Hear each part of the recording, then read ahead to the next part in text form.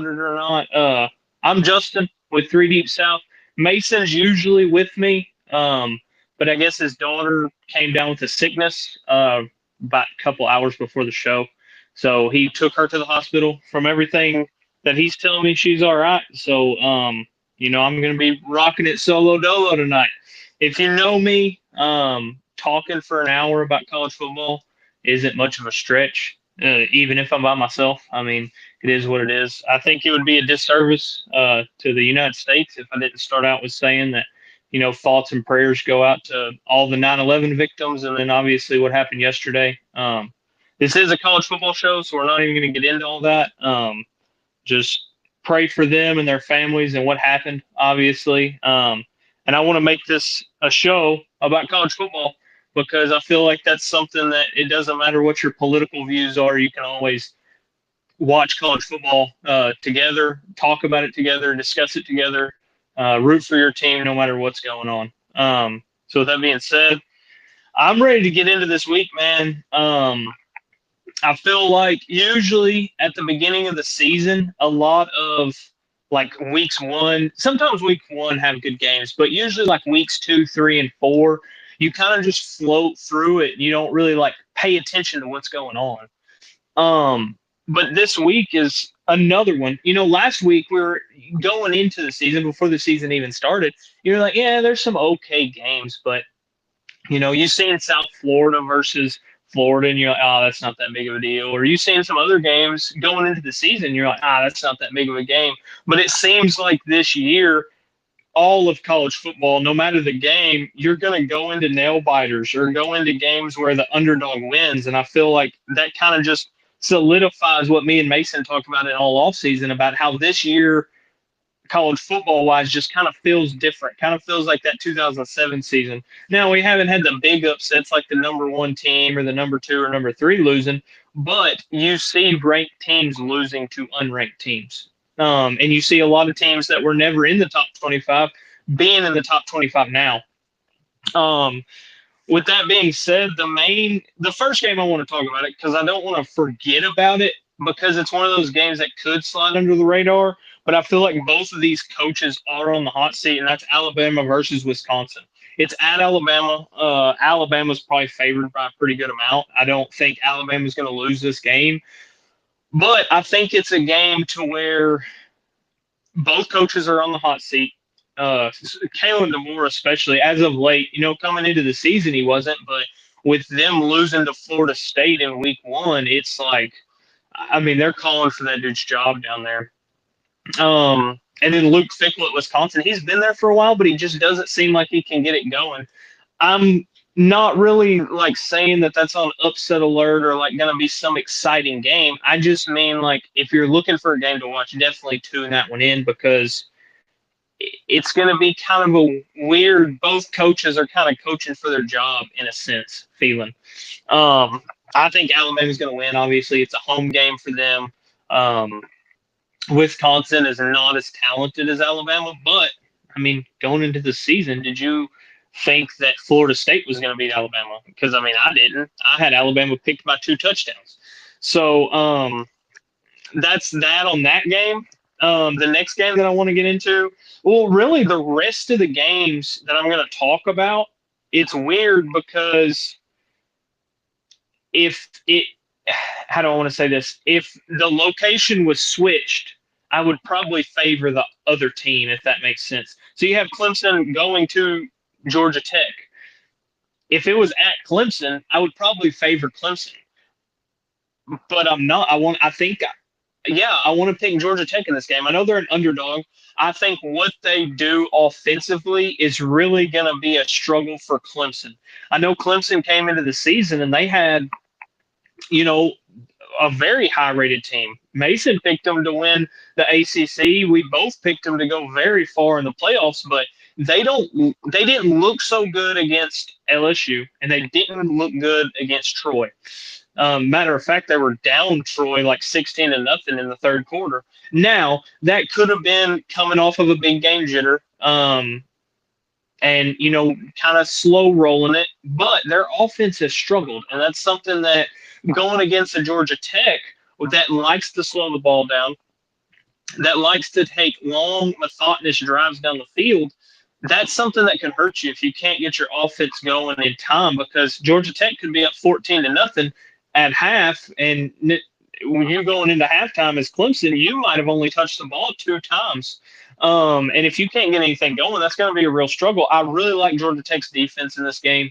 I feel like their defense is sound enough to, yeah, they're not as athletic as Clemson, but they're sound enough and know enough about the scheme that their coaches like to run, where I think they can kind of scheme themselves up to where they don't have to out athlete Clemson. They can just play their game, keep throwing punches, and at the end of the day, I mean, they could come out on top. Obviously, Clemson's way more talented than they are, but with that being said, it's at Georgia Tech. It's not a night game, which kind of hurts Georgia Tech, but I feel like Georgia Tech is going to get up and rowdy as a fan base to really try to beat Clemson. You know, last year they were on the ropes with Clemson. They almost beat Clemson. They didn't get to pull it off, but I think their fan base is a very passionate fan base. It's a fan base that likes to see their school win. So I think that's going to be a tough environment for Clemson to go play in. And for that reason, and all the other reasons I said, obviously, I have Georgia Tech winning that game. The next game I want to talk about is LSU Florida. Florida had an awful loss last week, to South Florida.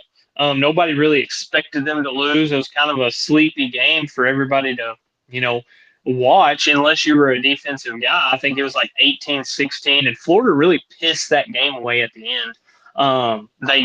Billy Napier could not manage the clock. He threw through 2 straight passes, and it was just a very awful gameplay. Now, it wasn't all on the coaches. A lot of the players didn't play the best either. A lack of effort. You would think Florida would have a lot of culture, but ever since Billy Napier's been there, it really seems like they've struggled with culture, especially in the last 2 to 3 years. And they're playing LSU at LSU, and that's a night game. I don't really like LSU either. I know they beat Clemson, but if you look at the film, they didn't look good against Clemson. Their offensive line did not play good. Their defense played pretty good, but against Clemson, is that really something you can hang your hat on? That's the thing about weeks 2, 3, and 4. Like, you only have 1 game, 2 game, 3 game sample size. So, like, how much stock can you put into LSU beating Clemson? Because, I mean, Troy almost beat Clemson. So it's like, is LSU really that good? I think Florida's going to try to have a bounce back game. And if this was at Florida, I would probably think Florida was going to win. But it's not at Florida. It's a night game in Death Valley, which is probably the hardest stadium to play in at night. And DJ Lagway is going to have his job cut out for him. I mean, with all the struggles that they've had on offense, especially, I don't see it going too well for the Florida Gators, which is just going to heighten the hot seat on Billy Napier more than it already is. And I don't know how much hotter that seat can actually get. He might get fired right after the game. It's tough because LSU is a good program, but I just think with everything leading up to this game, it's not good for Billy Napier to have this game on his schedule right now. And especially since it's a away game. Garrett Nussmeier, he looks good. DJ Lagway looks good. They're both going to have good quarterbacks. I do like LSU's defense in this game a little bit more. But like I said, it's so early. They could have put all their stock into beating Clemson, and then last week they played a nobody, and now they're actually playing somebody. So I'm going to have to lean LSU in this game. I know at the beginning of the season, I think I said LSU is probably going to lose this game. Obviously, it's 2025, and LSU finally decided to have a defense underneath Brian Kelly, which is kind of a weird statement to say, but that's something that I don't think anybody in the country really counted on. We thought that it could happen, but we didn't really want to put all of our chips in that basket. So with that being said, I really do like LSU in this game. I think it's going to be a close game. I think it's going to be a hard-fought game by both teams. I don't feel like one team's really going to up and run away with it. If there is a team that does that, I think it could be LSU, but I wouldn't bet I wouldn't bet the spread, or I wouldn't bet LSU to cover by no means. I would kind of, if you're gonna bet on that game, I would just bet LSU. Um, Other than that, I probably wouldn't bet on the game. Same thing with the Clemson game. Me personally, I would bet on Georgia Tech, but it's because I really like Georgia Tech. Um, but I think I'm going to stay away from that game too, unless I parlay it and bet like $1 on the parlay, which I'm not going to tell you to do that. The next game, I feel like this is a big game. It's not the biggest game, but it is a big game. Is Notre Dame versus Texas A&M, which the thing that makes this such a big game, obviously, it's like a top 25 matchup. Everybody knows that. It's at Notre Dame. So the lower ranked team is going on the road. Um, Notre Dame is coming off of a bye week, which is weird because they had week 2 off. And the last thing you remember is them going up against a Miami team that looked really good now, but they lost. And it was at Miami, so that's not a horrible loss to have. But my question to y'all, and you can leave it in the comments, if Notre Dame loses, does Notre Dame still have the opportunity to make it to the playoffs? Because they don't have many hard teams after this. They play USC, which you don't really know what USC is either right now. I know they're not ranked. They play USC, and they might have one or two other games that teams might sneak into the top 25, but probably not. So that's my question mainly to y'all is, do you think if Notre Dame loses this game, that'll make them 0-2 against probably top 10 opponents? Could they miss the playoffs? Even if they went out, they would be 10-2. No conference championship game, obviously. Could that cause them to miss out on the the playoffs? With that being said, I really don't like Texas A&M in this game, anyways. They've given up a lot of points over the last 2 weeks to nobodies. It's not like they went out and played, Arizona State or Virginia Tech.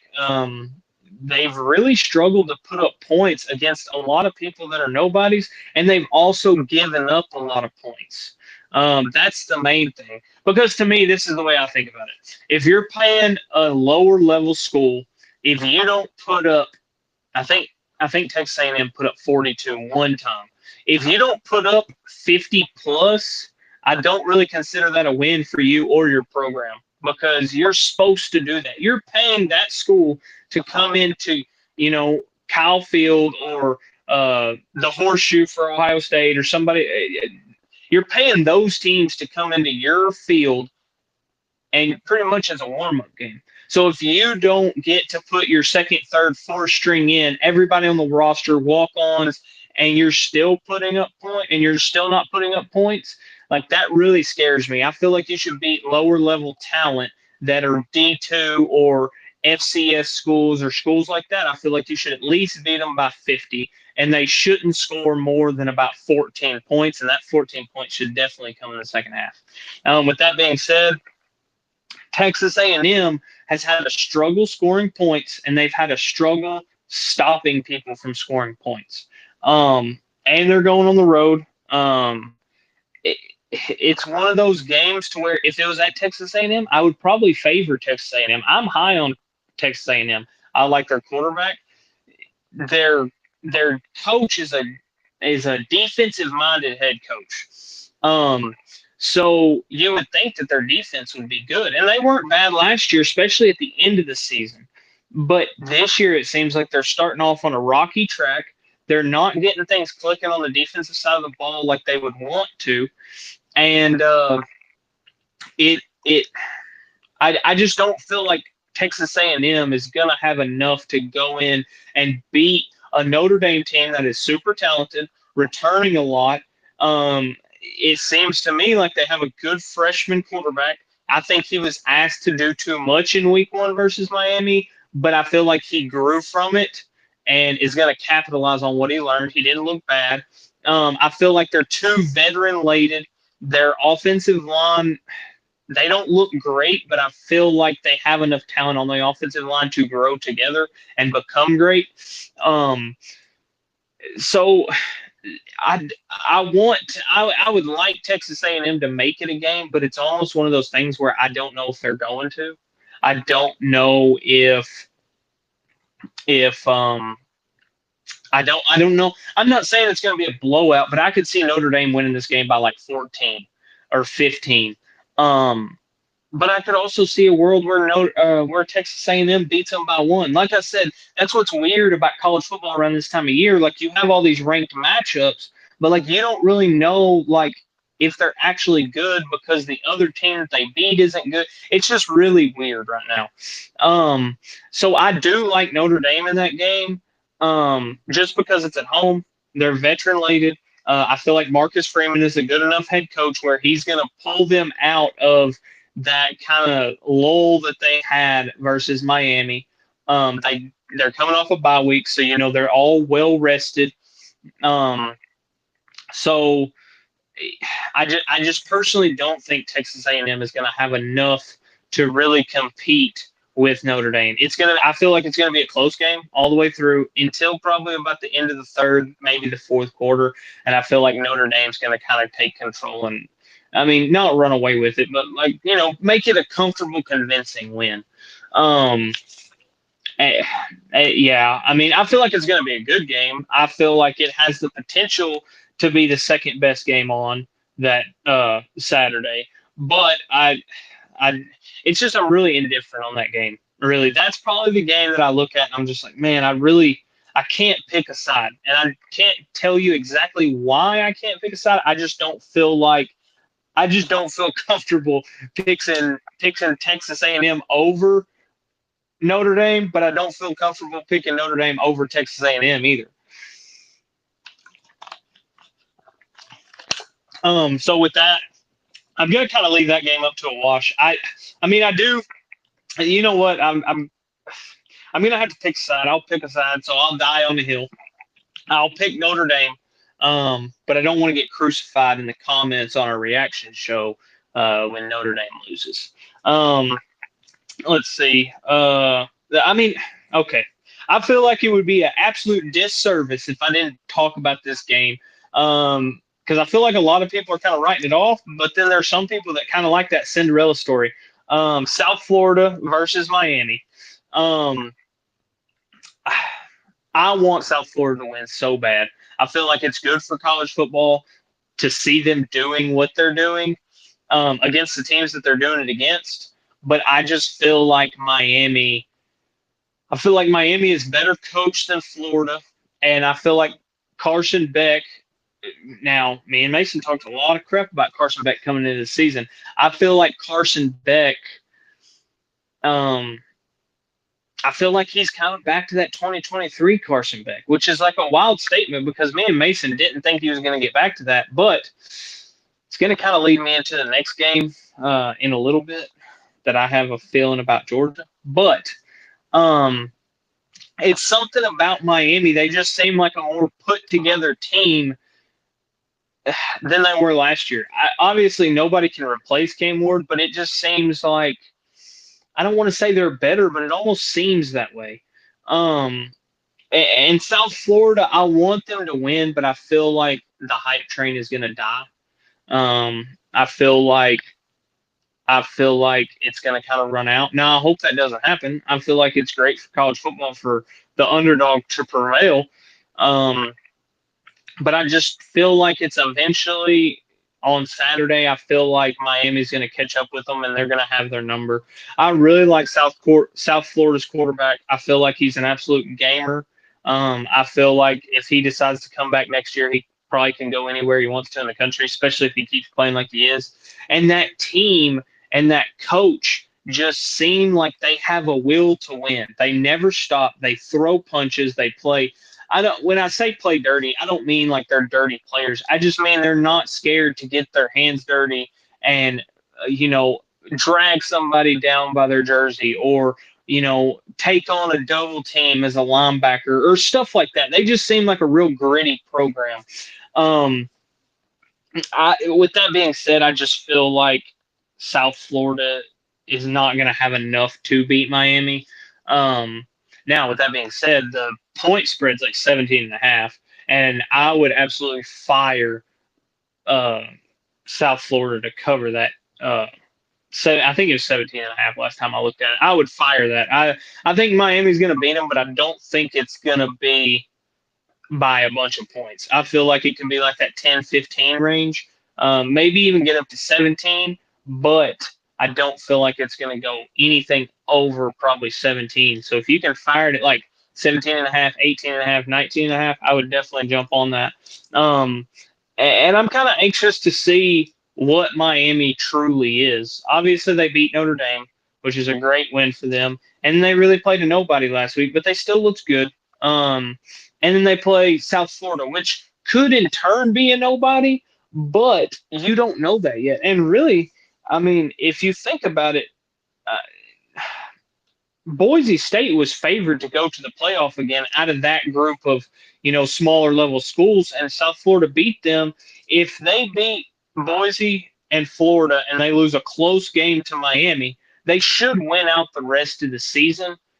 Are they in the playoffs? That's the question you have to ask people, because at the end of the day, last year Boise State lost a close game to Oregon and they still made it to the playoffs. So even if South Florida loses this game, they still have the opportunity to make it to the college football playoffs. And South Florida is a team that, like, I don't know about y'all, but I wouldn't want to see my team go up against South Florida in the playoffs, because it doesn't matter if it's the first round or the second round. That's like their Super Bowl. They're going to pull out every stop, and they could do that against Miami.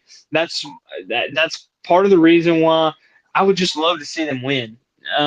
I feel like it would be fun for college football. I feel like it would be just fun for people to talk about. It's the underdog, almost more than any underdog we've had of recent memory. Um, but I do think Miami's probably going to inch out that win there. I just don't feel like they have. I don't feel like South Florida has enough talent to compete with Miami. The next game I want to talk about. This is another. I mean, it's another one of those games that really flies underneath the radar. And if the home team was the away team, I would probably pick the home team. But it's South Carolina versus Vanderbilt. It's at South Carolina. I'm pretty sure. I don't have my iPad in front of me. I just got a piece of paper and I wrote it down, and all this stuff kind of happened on a whim. So if it's vice versa, um, both environments are going to be crazy to play in. It doesn't matter if it's at South Carolina or if it's at Vanderbilt. This is going to be a big game for either team. And honestly, this might be a bet that I would put in. I think I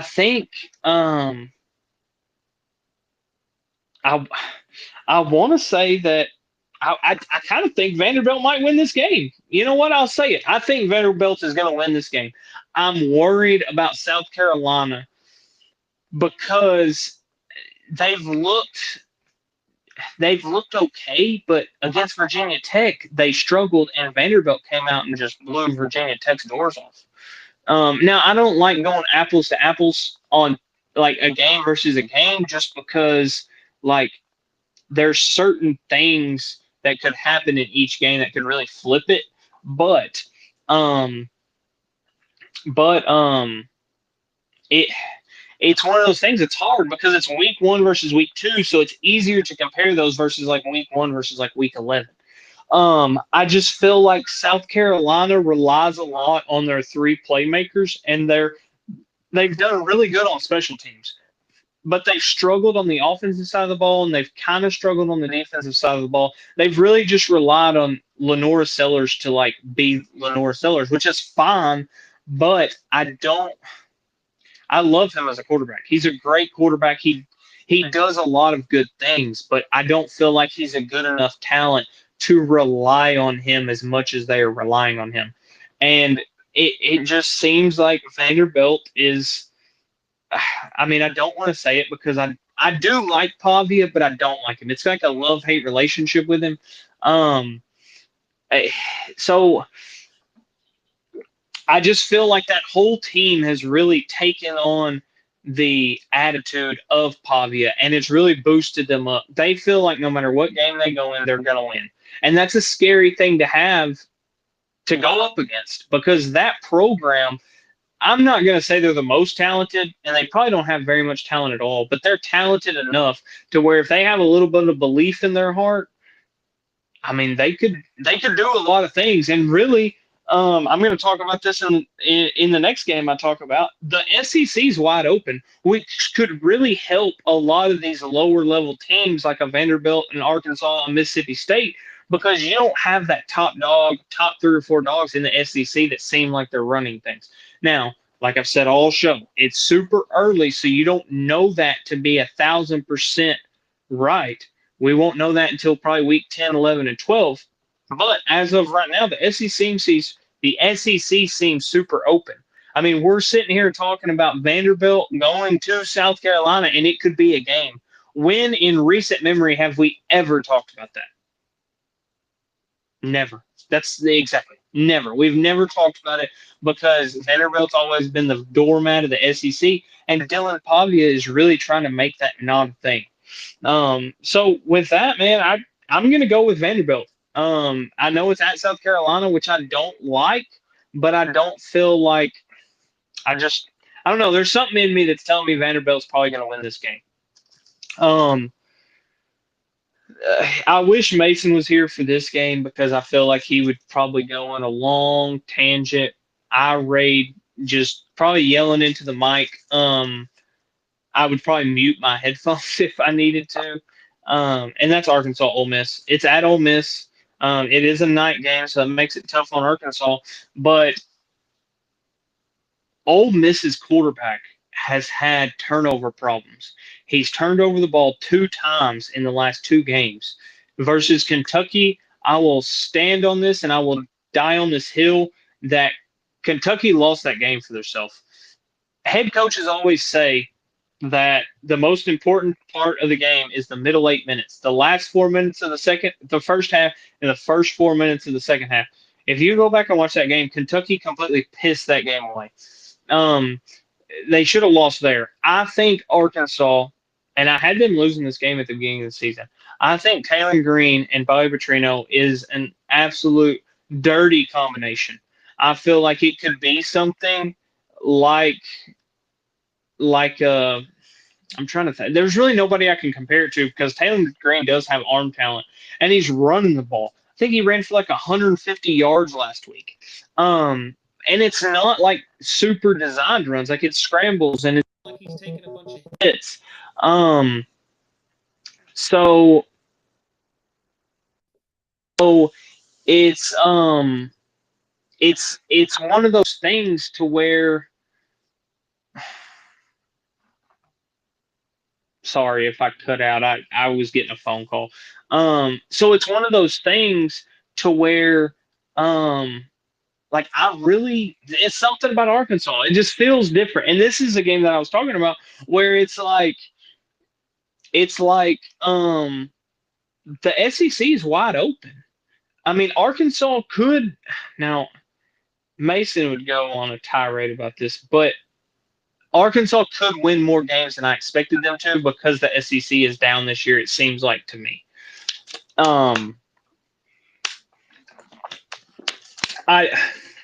It sucks that it's at home for Ole Miss. I feel like Arkansas very well could win this game. And actually, you know what? I'm going to put Ole Miss on upset alert. I think they should have lost last week. I think Arkansas is living on a high right now. I feel like their offense is moving up and down the field, and their defense is competent enough. We don't really know much about them because they haven't played an actual hardcore opponent. But I feel like their defense is good enough to where they can stop Ole Miss and get some turnovers. And I feel like this is going to be a game. I mean, every game it matters, but I feel like this is going to be a game to where turnovers matter. And Taylor Green hasn't turned the ball over. I think he's tied with the most touchdowns in college football right now with 10. Arkansas offense looks great. And I feel like this is going to be a game to where it's very well could be a high scoring game. And in a high scoring game, turnovers kill you. And I feel like Ole Miss is just going to turn the ball over a couple of times because that's what's that's what history shows. In the last 2 weeks, they've turned the ball over. So I feel like Ole Miss is probably going to turn the ball over, and I feel like Arkansas is going to go in and upset Ole Miss at Ole Miss. Um, Even though it's a night game, even though they're an underdog, even though Ole Miss is, you know, talented and have all these 5 stars and 4 stars and transfer portal and blah blah blah blah. I feel like Arkansas is going to go in and pull it out. It's kind of like that Vanderbilt game. I can't necessarily break down to you besides turnovers on why I think Arkansas is going to win, but I just have a wild feeling that Arkansas is going to go in, pull off this upset, and it honestly very well could get the steam ball rolling for Arkansas to go on an SEC run. Uh, I mean, because the teams that I thought they were guaranteed going to lose to going through the season, those teams don't look too hot right now, especially as hot as Arkansas's looked over the last 2 weeks. Like I said, with that being, I mean, with saying all that, I'm going to favor Arkansas in this game. I have a bunch of family that probably never thought I would say that, but um, I got to ride with the Hogs. So I think they're going to win that game. I think Ole Miss is, you know, I don't think they're as good as what everybody thought they were coming into the season. And I feel like Ole Miss really relies on a good quarterback, and they usually have one. And I feel like he's a great quarterback. It's just he has a turnover problem, and that could really cause a lot of problems throughout the year, especially in this game. Um, with those games being talked about, I mean, the big game, Georgia at Tennessee. This is another upset alert that I have.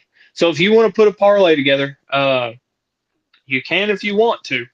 The last time I did the parlay, I think I got like one leg right. So you don't have to go completely off of what I'm saying.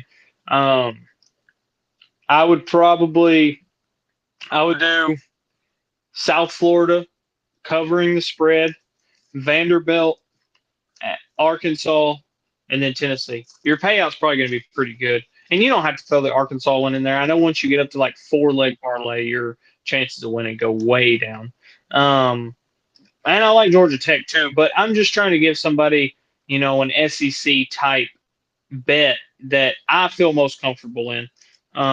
Do 2 legs, 3 legs. I mean, one time last year, I think I did like a 16 legger in week one. I think I hit like 12 out of the 16 legs, which was great. But I always tell myself I'm not going to bet, and then I start throwing parlays together and see the payout, and I feel like I'm going to hit the lottery. With all that being said, though, Georgia versus Tennessee, it's at Tennessee. Um, I I feel like Tennessee might have stumbled across something with the quarterback that they got. I feel like they really lucked out. I feel like they won the battle, I guess you could call it, with UCLA getting rid of Nico. I don't want to say getting rid of him, but I feel like Josh Heupel's offense is better. I don't want to say mediocre quarterback, but Joe Milton, super talented, had a lot of tricks up his sleeve, didn't really succeed.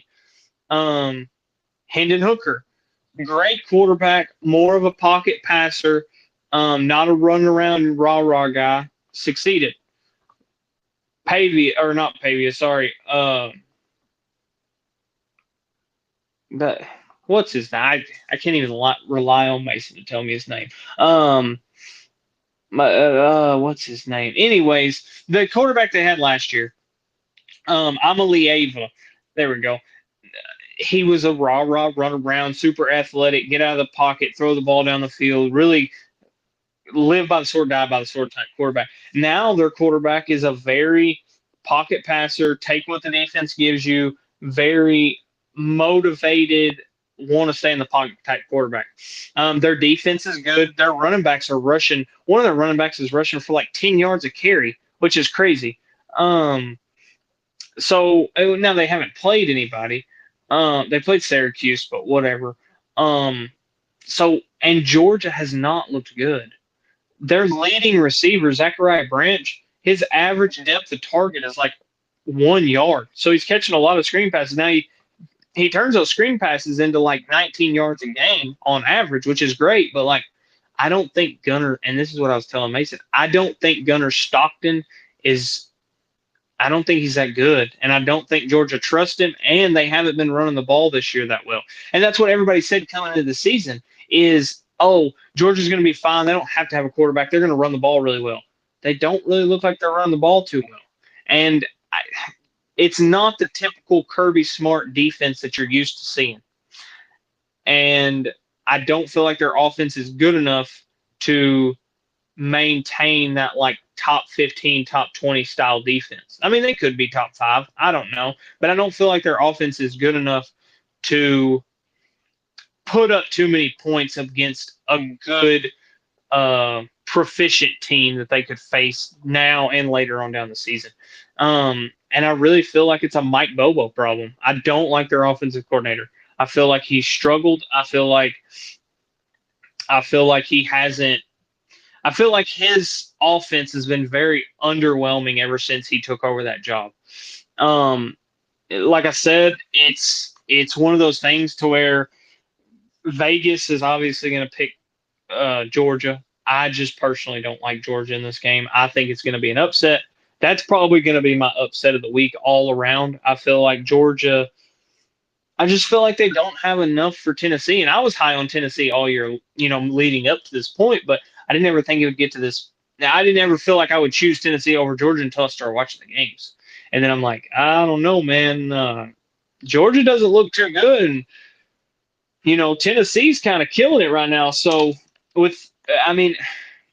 like I said, man, all these games except for the Alabama-Wisconsin game, if you flipped the stadium that they were playing in, home being the away team and the away team being the home team, I would probably flip-flop it. Like, I would probably pick Georgia against Tennessee if it was at Georgia, but it's not. Yeah, I mean, besides Arkansas, I did pick Arkansas as an away team, but with the Georgia-Tennessee game, it's like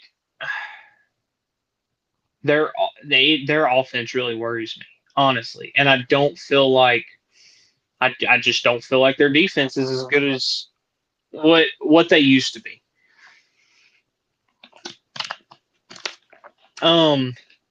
There's probably, like I said, this was kind of last minute, and I don't have my iPad in front of me, so there's probably some other big games that are on.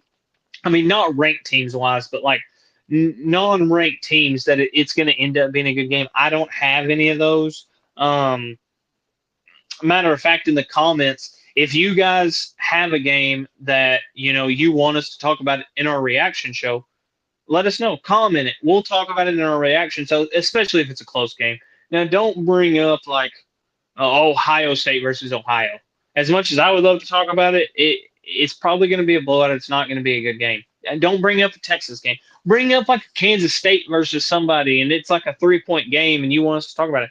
We'll talk about it all day. I love talking college football. Mason loves talking college football. From my understanding, I think Mason will be back on Sunday to do the reaction show with me. So you'll be able to see him, and we'll talk back and forth. He'll probably be pretty hot or pretty excited, depending on how the Arkansas game goes.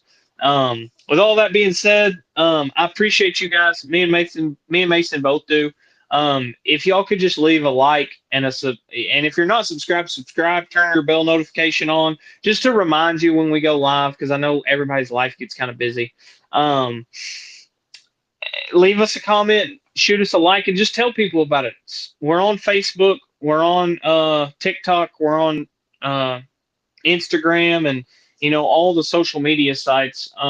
We're trying really hard to stay up to date on TikTok. It's just we both have daytime jobs, or we both have full-time jobs, so it's hard to cut up the videos, post them, and do all that. We love people's comments on there. I don't care what you talk about. You can talk about Ohio State sucks, Arkansas sucks, the gap in between my teeth. I mean, I've been called worse things by a lot better people, so I don't care what you say as long as you're giving us feedback, and just discussing football with us, because I feel like no matter what is going on in your life, my life, everybody's life, I feel like that's one thing that we can all talk about together and discuss, and there's no right or wrong because you see the outcome on the field or you watch the game and you can discuss things that are black and white, yard for yard, carry for carry, catch for catch, pass for pass. So it's like it's in depth and you can talk about it,